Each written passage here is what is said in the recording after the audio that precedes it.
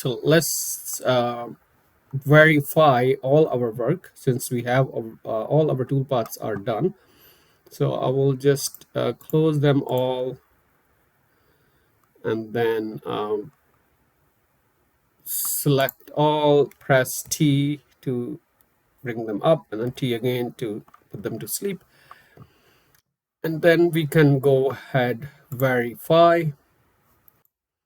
Remember, we can go in the stop condition, make sure we can stop on the tool change, turn that on. So every tool change, we can see what's happening, and make sure our collision is on, so that if there is anything wrong with the toolpath, if there's a gouge or collision in there, it will stop and give us the warning. Uh, Once again, we can also stop it at the tool change. Uh, if you wanted to inspect at every tool change, you want to see what's happening. Okay. And that's it. And now let's play. That's our facing. You can slow it down if you like here. And then that's the spot drill. Let's go to verify screen here and change the colors so that we can see the colors of each of the operations. And now we keep going. I'll play the next. So that's the drill. And now that was the tap. And this is where it's going to start roughing the outside boundary we did. And then the rough pocket. And that's the remachine pocket. This is the step, inner step, what we called it. And that's the area mill. And then we area milled those two steps. That's the first one. And then the other one looks good. And then we did that open-ended pocket, kind of like slot. So that's roughed out. And then this is the finish toolpath we ran on that chain.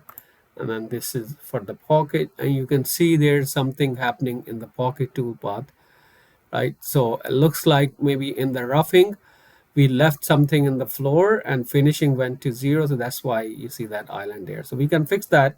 Either just change the roughing toolpath to make sure to go to the depth, um, or add another pass to get rid of that. But anyway, so that's the whole idea of verifying. And then so that's one thing we need to fix. And then I will go ahead, run the chamfer. So that's the chamfer on the pocket. You can see 20th chamfer there, and then play it. So that's the 20th chamfer on that step. And then there's a 20th chamfer on the lower edge there. There it looks like we have an issue too. You see this, there's a step kind of here between green and purple. So again, when we roughed out that area, I think we left some in the floor. We left some stock on the floor. So we need to fix that. So those are the two fixes we need to do, the pocket and this step. Okay, let's close this. We know what we need to fix. So first of all, so we are roughing pocket right here, right, this one. So I'll just go in parameters. So you see there, we're leaving 10th on the floor. So I'll just make it to 0 so that there's nothing on the floor. And then regenerate that.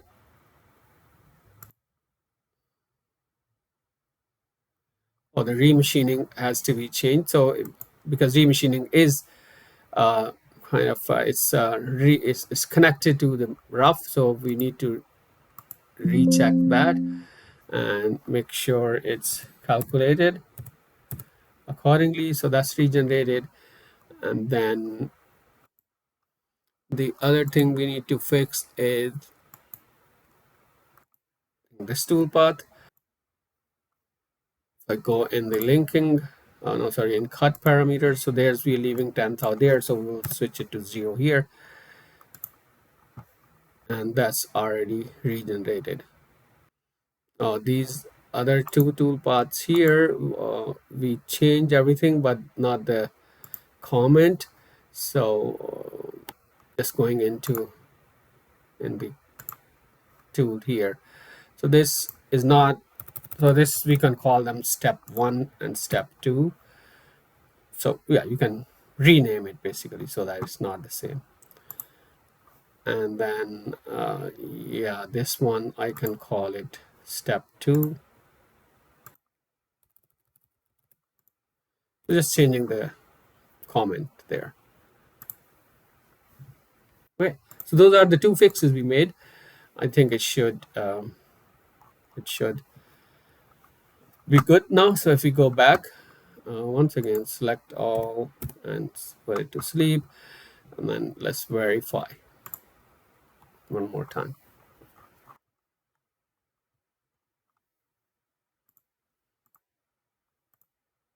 So we kind of already looked at the operations. So I'm gonna just turn off this operation chain so it can just keep running.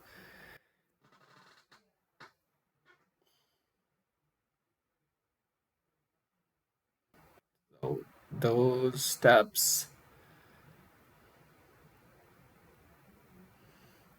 Okay.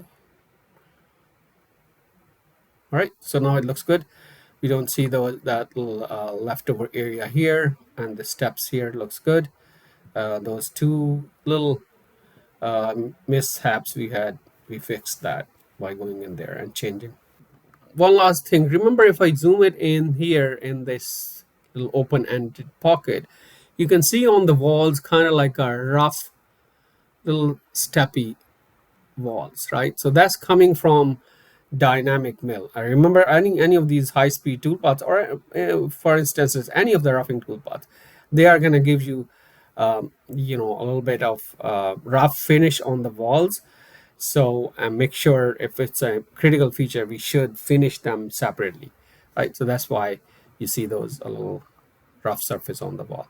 But anyway, so once we are good with the verification, there's no gouges, all the depths are look good, features looks fine. We remember when we take this program to the machine, we still need the codes, your G codes, that the machine will take. We're gonna basically machine it with the G codes. So the CAM systems gives us very powerful tool to verify and simulate and make sure there's no gouges or any mistakes. So it can show that very nicely. But at the end, once you are satisfied that the toolpaths look good, then all we do is we're gonna have to just generate the G codes. There's usually another auxiliary software which runs in the background, what we call post processor. So that basically activated from this button. It's called post selected operations. So make sure all the operations are selected if you wanted to run all together, or you can select the one which you wanted to post, and then we just go press this button, the G button. Once you press it, it asks you which tool posts you wanted to run.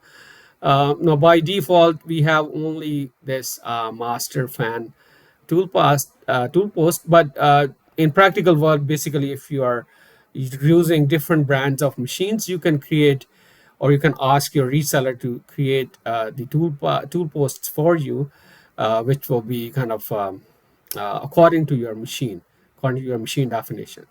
Right. So, and then, yeah, so these options are checked already, and we can go ahead and say, okay. So we are using just like a default post, basically post processor. It's asking you where you wanted to save this file and what name you want to give on the desktop for now. So it will call Mastercam Training and see. Well, again, you can rename it whichever name you wanted to name it as, and then say save. So that's the little post processor in the background working and creating G codes for us.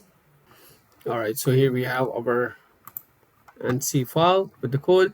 So usually by default in the start, it gives us the tool numbers, and there's some information about the program number. We can change it to the way you want.